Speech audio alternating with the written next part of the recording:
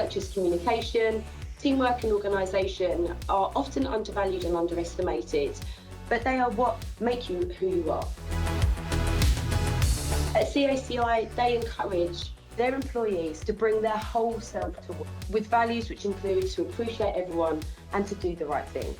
They focus on qualities rather than what qualifications you have. Their capability and character and creativity are at the top of their list.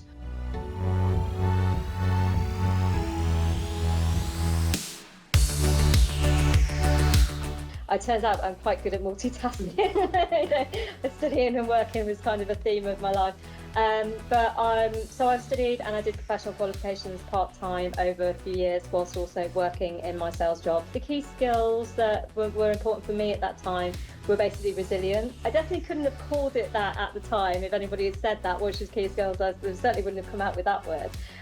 But I learned at that point that things don't always go the way that you want them to go in life. And just because the path changed doesn't mean that life can't change with it. I wasn't the brightest kid at school, but I love sport. I love being around people. I loved being in that sort of environment. So I went to Birmingham with my dad. My mum was dead against it. She didn't want me to join. And I failed my eyesight test. And that was it. My kind of world at that point in time came caving in around me.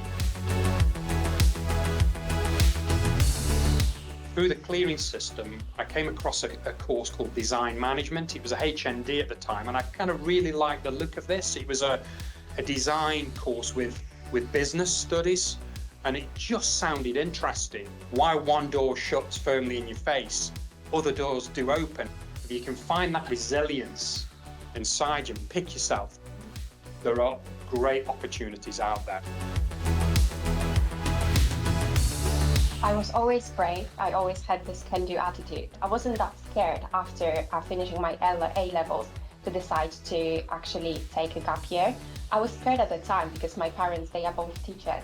But with my parents, they always knew what they want to do. Same with my sister. They always knew that they wanted to be teachers. My sister wanted to work in finance. She's now in finance. So they always knew. And I was struggling. I felt like I was struggling and I didn't know what to do.